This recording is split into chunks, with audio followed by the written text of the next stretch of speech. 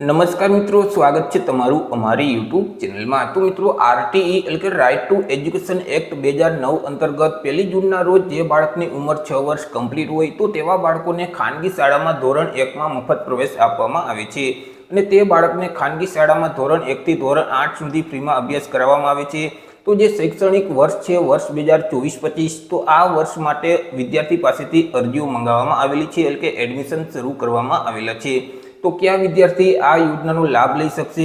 अरजी फॉर्म है कई तारीख थी कई तारीख सुधी में भरी देवाना रहेशे? अरजी फॉर्म कई जगह भरवाना रहेशे? आ तमाम माहिती आपणे एक ज विडियो में मेळवीए ते पहेला विडियो गमे तो लाइक और शेर करी देजो। चेनल में नवा होय तो चेनल ने सब्सक्राइब करी देजो। तो चालो मित्रों, वीडियो की शुरुआत करिए। मित्रों, आरटीई એટલે કે રાઇટ ટુ એજ્યુકેશન એક્ટ 2009 અંતર્ગત જે શૈક્ષણિક વર્ષ 2024-25 છે તો આ વર્ષમાં નબળા અને વંચિત જૂથના જે બાળકો છે તો તે બાળકોને ખાનગી શાળામાં વિનામૂલ્યે ધોરણ 1માં મફત પ્રવેશ આપવામાં આવશે।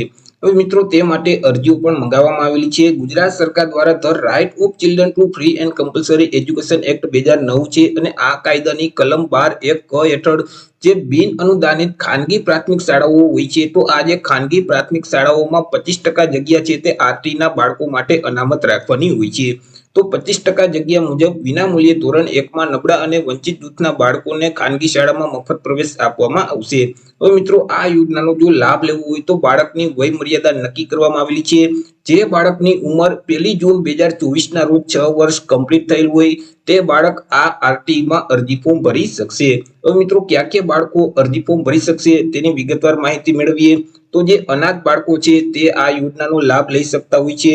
તે સિવાય સંભાળ અને સંરક્ષણની જરૂરિયાતવાળા બાળકો આ યોજનામાં અરજી ફોર્મ ભરી શકે છે।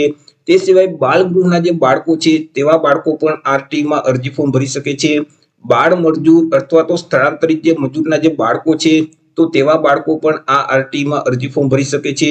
તે સિવાય મન બુદ્ધિ સેરેબ્રલ પાલ્સી ધરાવતા જે બાળકો છે, ખાસ જરૂરિયાતવાળા બાળકો છે, શારીરિક રીતે વિકલાંગ બાળકો છે તો આવા તમામ દિવ્યાંગ બાળકો આરટી માં અરજી ફોર્મ ભરી શકે છે। તે સિવાય એન્ટી રેટ્રોવાયરલ થેરેપીની સારવાર લેતા જે બાળકો છે તેવા બાળકો પણ આરટી નો લાભ લઈ શકે છે। તે સિવાય ફરજ દરમિયાન શહીદ થયેલ લશ્કરી, અર્ધલશ્કરી અથવા તો પોલીસ દળના જવાનના જે બાળકો છે તેવા બાળકો પણ આરટી માં અરજી ફોર્મ ભરી શકે છે। તે સિવાય જે માતા પિતાને એકમાત્ર સંતાન હોય અને તે સંતાનમાં માત્ર દીકરી જ હોય તો તેવી દીકરીઓ પણ આરટી નો લાભ લઈ શકે છે, ફોર્મ ભરી શકે છે। તે સિવાય રાજ્ય સરકાર હસ્તકની સરકારી આંગણવાડીમાં અભ્યાસ કરતા બાળકો છે તેવા બાળકો પણ આરટી નો લાભ લઈ શકે છે। તે સિવાય 0 થી 20 આંક ધરાવતા તમામ કેટેગરી જેમ કે એસસી, એસટી, એસસીબીસી, જનરલ, અન્ય તમામ કેટેગરીના બીપીએલ કુટુંબો છે તો બીપીએલ કુટુંબના જે બાળકો છે તેવા બાળકો પણ આરટીઓ નો લાભ લઈ શકે છે। તે સિવાય અનુસૂચિત જાતિ એટલે કે એસસી કેટેગરી, અનુસૂચિત જનજાતિ એટલે કે એસટી કેટેગરીના જે બાળકો છે તેવા બાળકો પણ આરટી માં અરજી ફોર્મ ભરી શકે છે।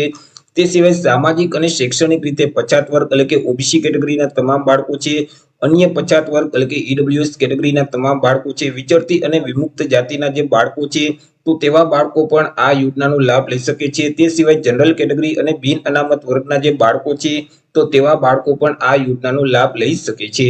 મિત્રો, આ યોજનાનો લાભ મેળવવા માટે વિદ્યાર્થીના માતા પિતાની વાર્ષિક આવક મર્યાદા નક્કી કરવામાં આવેલી છે। અહીં જો વિદ્યાર્થી ગ્રામ્ય વિસ્તારમાં રહેતા હોય તો ત્યારે તેમના માતા પિતાની જે વાર્ષિક આવક છે તે ₹1,20,000 સુધીની હોવી જોઈએ।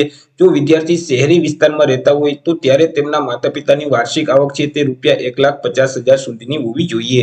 અહીં જે વાર્ષિક આવક મર્યાદા નક્કી કરેલ છે તેના કરતા જો માતા પિતાની વાર્ષિક આવક વધારે હશે તો તે વિદ્યાર્થી આ યોજનાનો લાભ લઈ શકતા નથી।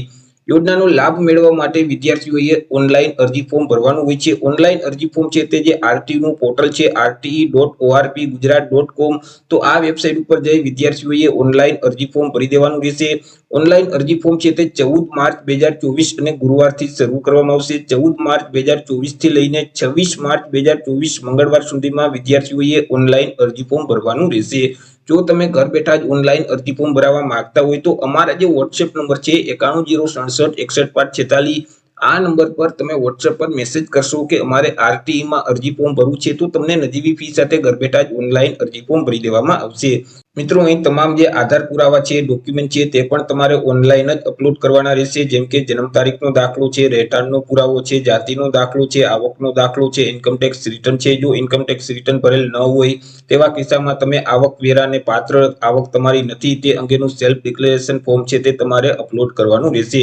તમામ ડોક્યુમેન્ટ તમારે ઓનલાઈન જ અપલોડ કરવાના રહેશે. ઓનલાઈન ફોર્મ ભરી ડોક્યુમેન્ટ અપલોડ કરી સબમિટ કર્યા પછી તેની પ્રિન્ટ તમારે કાઢી લેવાની રહેશે અને ઓનલાઈન ફોર્મની જે પ્રિન્ટ છે તે તમારે કોઈ પણ જગ્યાએ સબમિટ કરવાની રહેતી નથી, એટલે કે ફોર્મ છે તે ક્યાંય તમારે જમા કરાવવાનું રહેતું નથી. તો આવી રીતે મિત્રો આરટીઈ એટલે કે રાઇટ ટુ એજ્યુકેશન એક્ટ 2009 અંતર્ગત જે શૈક્ષણિક વર્ષ છે વર્ષ 2024-25 તો તે વર્ષ માટે વિદ્યાર્થી પાસેથી અરજીઓ મંગાવવામાં આવેલી છે. તમારે 14 માર્ચ 2024 થી લઈને 26 માર્ચ 2024 સુધીમાં ઓનલાઈન અરજી કરી દેવાની રહેશે.